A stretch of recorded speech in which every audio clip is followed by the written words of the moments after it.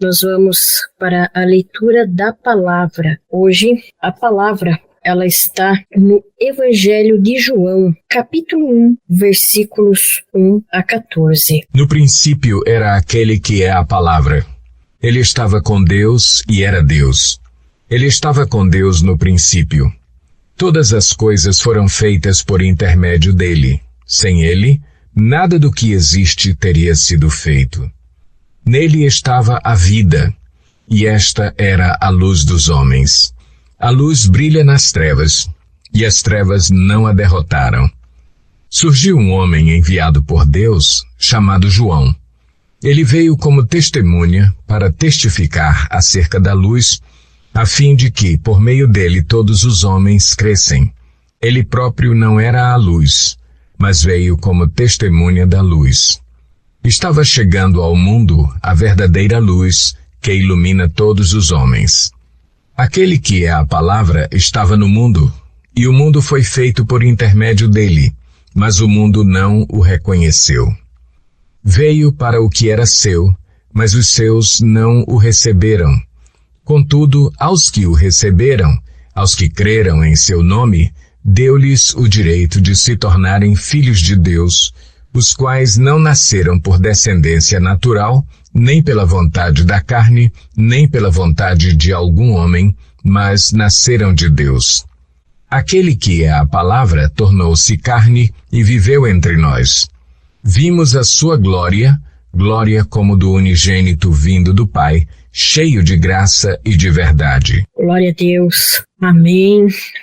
Senhor meu Deus, estamos aqui nesta noite. Pedimos, Senhor, fala conosco, nos dá total discernimento e sabedoria na pregação desta palavra, na pregação desta mensagem, Senhor. Que esta mensagem ela venha adentrar em nosso coração, Senhor, e no coração de todos aqueles que irão assistir a este culto, Pai. E que essa mensagem venha frutificar, Pai. Que todas as pessoas que dela ouvirem, aceitem e busquem conhecer o nosso Senhor Jesus, que é o pão da vida, que é a verdade e é também o caminho, Pai. Senhor, que possamos frutificar e que esta palavra ela permaneça viva em nossos corações, Pai. E rogo mais uma vez, guia-nos por meio do Teu Espírito Santo e fala conosco. Eu lhe rogo em nome de Jesus. Bom, através da leitura deste evangelho, a gente verifica que João, ele relata sobre quem é Jesus, né? E hoje eu resolvi trazer uma pergunta, que por sinal, ela é o tema desta mensagem. E hoje, o tema desta mensagem é: quem é Jesus? Então, através deste primeiro capítulo, né, a gente pode verificar que João diz que o Verbo se fez carne, ele era a palavra, ele estava com Deus e era Deus. E ele existiu, como a gente pode verificar, desde o início do mundo. Então, no Antigo Testamento, né, a gente verifica que a partir do capítulo 3 de Gênesis, ele era preanunciado como nosso Redentor. E é interessante a gente refletir, né, quem é Jesus? Para os muçulmanos, né, para os islãs, Jesus era o segundo maior profeta após Maomé. Para os judeus, Jesus também é considerado, aqueles que acreditam que o Messias ainda não chegou, um grande profeta. A gente verifica também na história, né, que Jesus ele era considerado um grande profeta judeu, um líder revolucionário que atuou na luta judaica contra o domínio romano e desejava ser rei dos judeus. E também a própria história diz que ele foi um curandeiro por causa dos milagres que realizou. Porém, devido à mensagem que ele pregou, né, devido à mensagem que ele transmitiu, né, a qual deu origem ao cristianismo e demais vertentes religiosas, né, ele foi crucificado pela mensagem de libertação, né, e prometendo a formação do reino de Deus na terra, e por causa disso ele veio a ser crucificado, né? Segundo algumas vertentes históricas, ele havia sido crucificado a mando pelos romanos, dominadores da Palestina. Embora na Bíblia nos deixe bem claro que a crucificação de Jesus ocorreu a pedido dos judeus, né? A gente verifica ao longo de todo o evangelho, de todos os evangelhos, né? Os evangelhos, eles são categóricos a este respeito. Mas afinal, quem é Jesus? A Bíblia, nossa regra de fé e prática, nos diz que Jesus é o Filho unigênito de Deus. O segundo Adão, de acordo com Hebreus 1, capítulo 1, versículo 2, de acordo com também Colossenses, de acordo com João. E Jesus também, ele é considerado o sumo sacerdote, segundo Hebreus capítulo 2, versículo 17. E ele veio para render a humanidade, levando sobre si todas as nossas transgressões, a fim de salvar todos aqueles que creem nele como único e suficiente Senhor e Salvador. Visto que ele mesmo nos diz, inclusive a gente vê em João, no próprio Evangelho de João, que ele é o caminho, a verdade e a vida, e que ninguém vem ao Pai senão por ele. Né? Em João capítulo 14, versículo 6. Mas o que a gente pode falar sobre o Jesus humano? Segundo a Bíblia, né, segundo tudo que os evangelistas relataram, e também segundo o Antigo Testamento, as profecias, né, de Isaías, ele era um homem perfeito, humilde, manso de coração, zeloso pela sua casa, né, tanto que o zelo pela sua casa o consumiu, né, quando ele expulsou, virou a mesa dos cambistas, né, e reagiu contra o fato do templo ter se tornado uma casa de comércio. Né. Ele também é sábio, justo, compassivo, amoroso, e também a gente pode constatar que ele era um homem comum que passava despercebido, que Jesus ele era humilde, né? No caso também de poucas, não tinha posses, né? E em sociedade ele era tido como uma pessoa comum, visto que todos se espantaram, né, quando Jesus começou o seu ministério, com os milagres que ele realizou, e também pela sua sabedoria, né?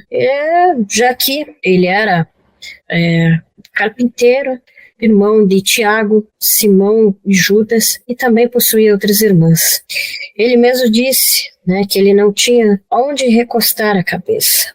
E ele era um ser humano, que o diferencial que ele tinha, que ele é ter em si a sua parte divina e sua parte humana, de maneira hipostática, ou seja, juntas. Porque Jesus, estando aqui na Terra, ele não deixou de ser Deus, ele continuou sendo Deus, apenas esvaziou-se de toda a glória, né? E a gente verifica isso através dos milagres que ele realizou, o fato de sabermos também da Bíblia nos informar que ele conhecia o coração das pessoas, conhecia o pensamento dos homens, né? Analisando os embates que Jesus teve com fariseus e saduceus, que questionavam o seu ministério e que queriam lhe impetrar um legalismo, né?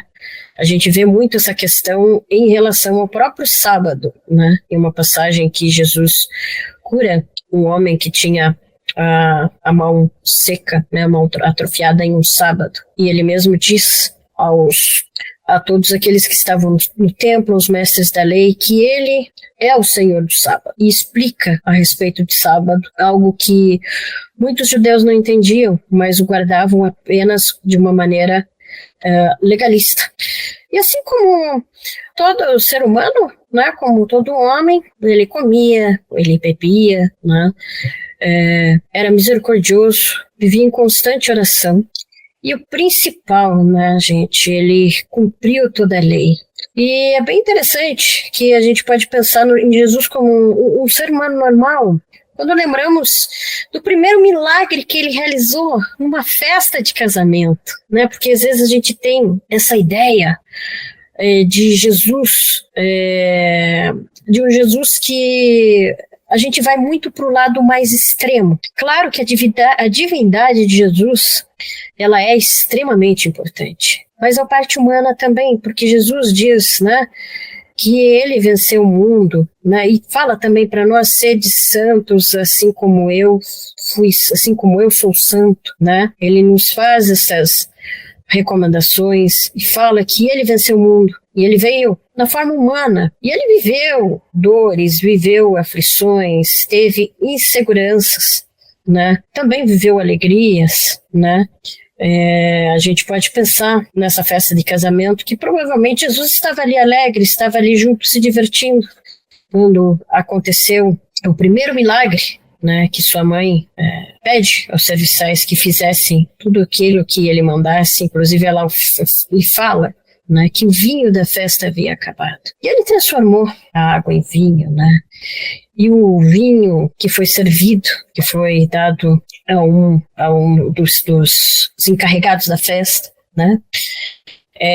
Ele considerou o melhor, né? Porque Deus, ele sempre nos dá o melhor, né? Inclusive esse encarregado comenta: todos servem primeiro o melhor vinho, mas você deixou o melhor para o final, né? E pensando que Jesus também participava das festividades judaicas, né? A gente pensa, a própria Bíblia fala, né, nos evangelhos de Lucas, que Jesus, ele era obediente, né? E sobre a questão dos sentimentos, ele foi um homem de dores, né? Como fala em Isaías 53. Jesus, ele, assim como nós temos os nossos momentos de tristeza, ele também teve seus momentos de tristeza, principalmente quando estava prestes a ser crucificado, né? Estava ali orando junto com alguns discípulos. Ele sentiu medo do Getsemane, tanto que ele pede ao Pai que afastasse dele, que passasse dele este cálice, mas que fosse feita a vontade do Pai e não a dele.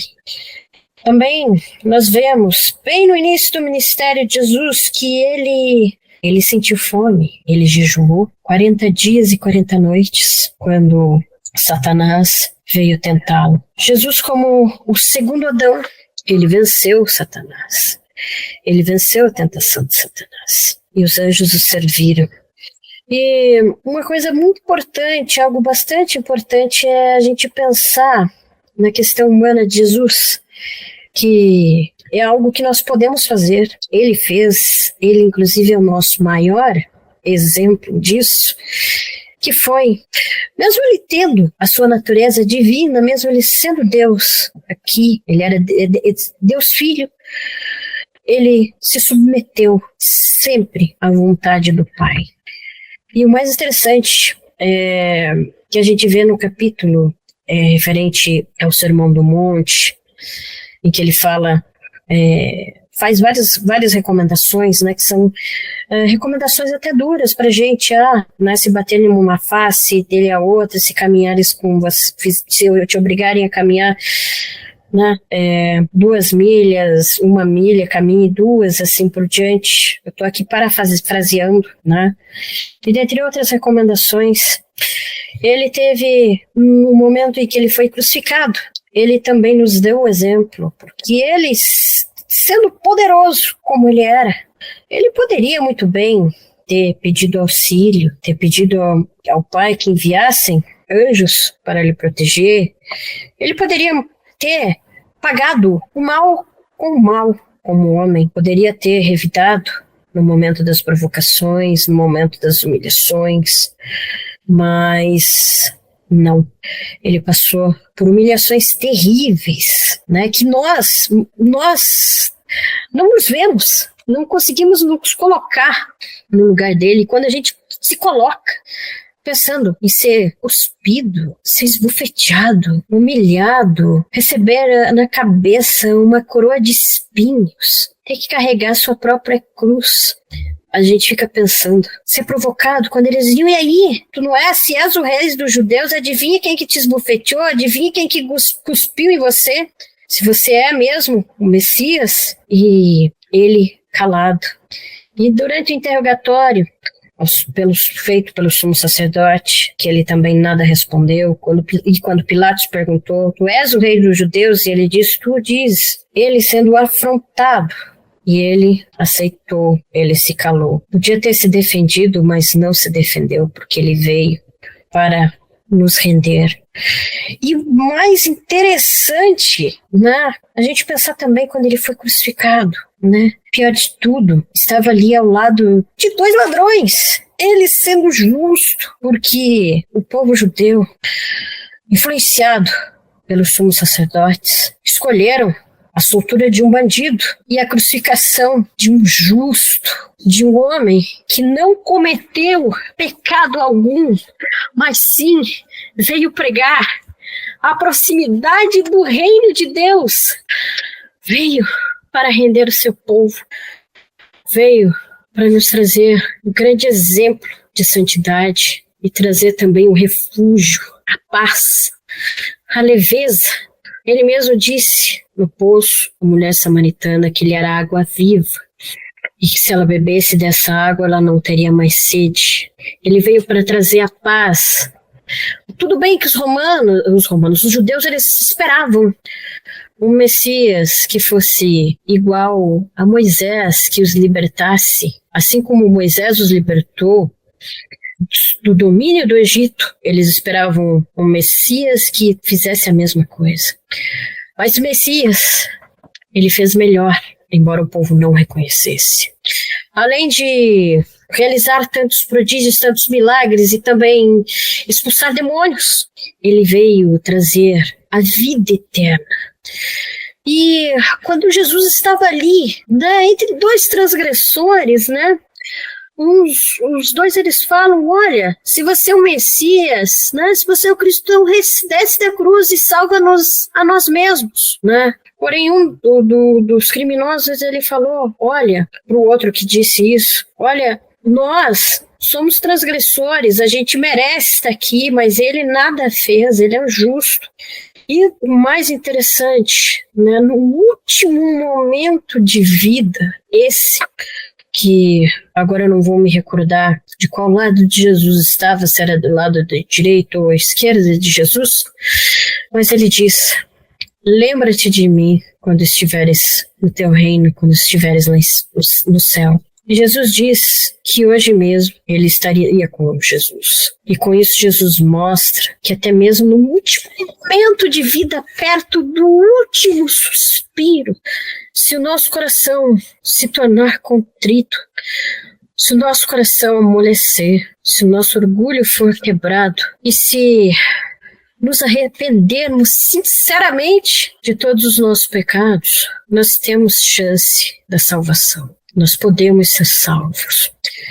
Embora o importante é a gente não pensar no último momento, mas a gente aproveitar a chance agora, enquanto não temos nenhuma grave doença, enquanto estamos bem, enquanto estamos saudáveis, enquanto podemos também levar o Evangelho, levar a palavra de Jesus, e podemos também conhecer cada vez mais dele e beber da sua sabedoria contida neste livro sagrado. E mesmo passando por toda a humilhação, inclusive teve um momento que ele pediu água e um soldado lhe bebeu uma esponja no vinagre e colocou em sua boca. Passando por todas as humilhações, tanto causadas pelos soldados, tanto causadas pelo povo judeu que antes o seguia, depois queria a sua crucificação, causada pelo sumo sacerdote do Sinédrio, por todos aqueles que o queriam morto. Ele ainda diz: Pai, perdoa-os, porque eles não sabem o que fazem, antes de morrer.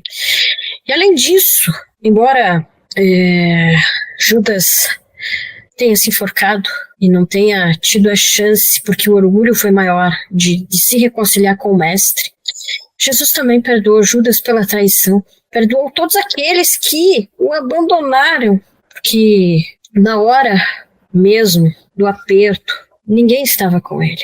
Na hora em que Judas o traiu, Pedro seguiu de longe e o negou 3 vezes. Jesus sabia disso. Jesus sabia.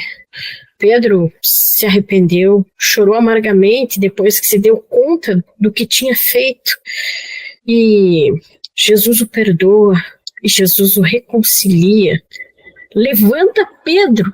E é importante a gente pensar na grandeza desse homem, que é também Deus, e que vive para todo sempre. E mesmo assim, a gente percebe que a grandeza desse homem, porque ele também negou a si mesmo. Ele dizia sempre, pregava, quem quiser vir a mim, negue-se a si mesmo, tome sua cruz. E que Jesus fez, ele também negou a si mesmo. Ele, mais do que ninguém, se submeteu à vontade do Pai, mesmo inseguro, mesmo com medo, mesmo aflito, mesmo não querendo, porque viu o quão seria difícil passar pela prova que ele passou, né?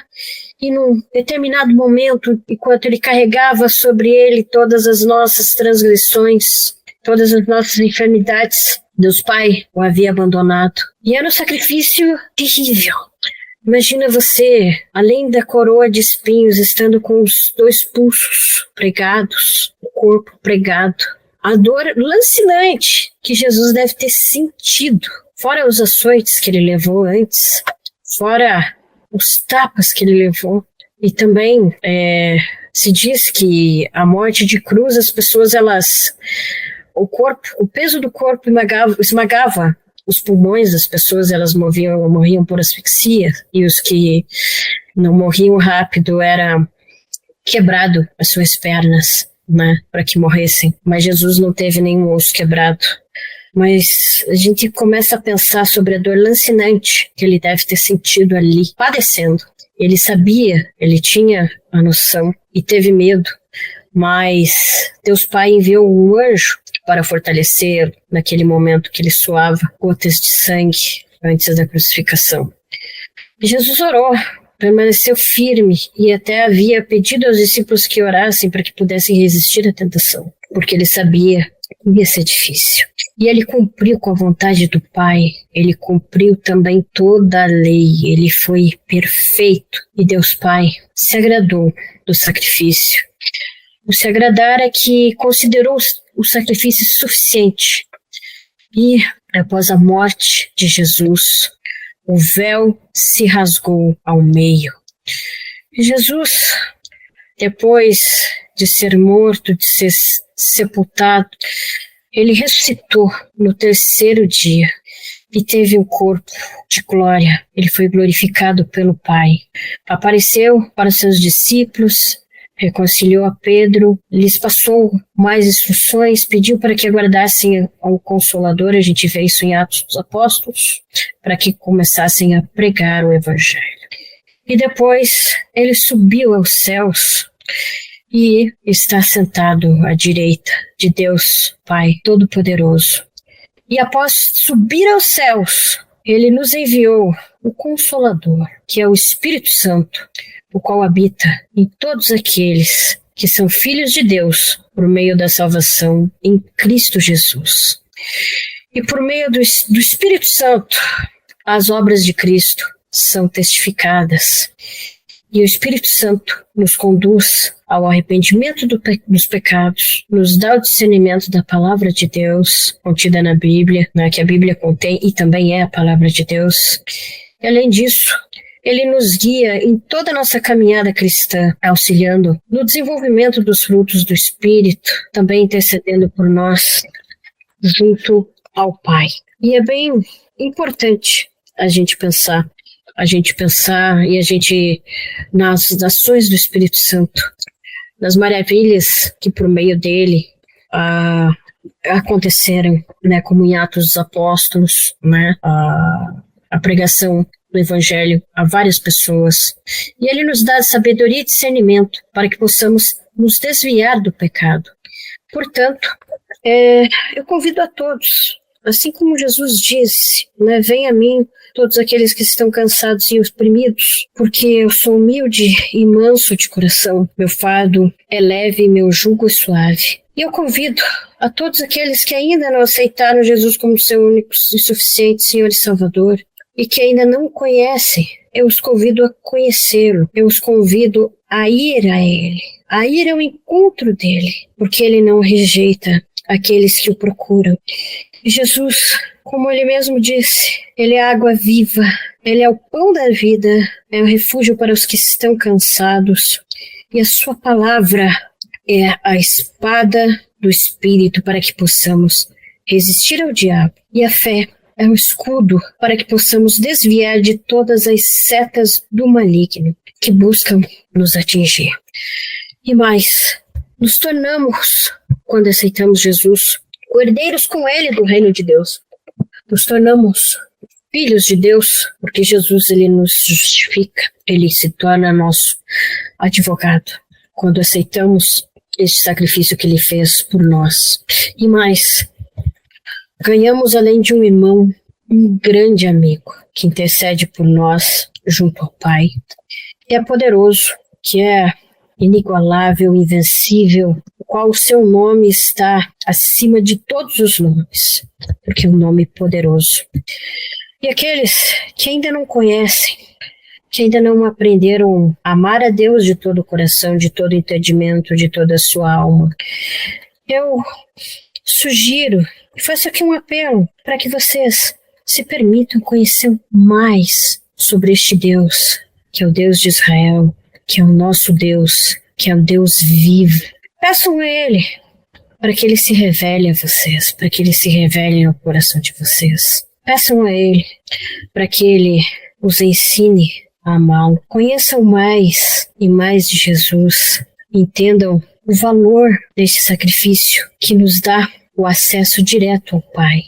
Eu convido aqueles que ainda não conhecem a Jesus a buscar nele o refúgio, a buscar nele o alívio, o conforto, o descanso, a paz, porque somente Ele pode nos proporcionar tudo isso, porque o nosso coração, Deus ele fez o nosso coração com um espaço vazio e o único que pode preencher por completo esse espaço é Jesus Cristo. Ele nos dá uma nova vida. E se permitam, não só os que não conhecem, mas os que já conhecem a Jesus, os que já têm uma intimidade com o Pai, os que buscam uma intimidade, que já têm uma caminhada cristã, eu também convido, se coloque debaixo da vontade do Pai. É difícil, mas não é impossível. Se coloque em submissão ao Pai, em submissão a Jesus. O convite é para que nos coloquemos na dependência de Deus, porque Ele é o nosso Pai.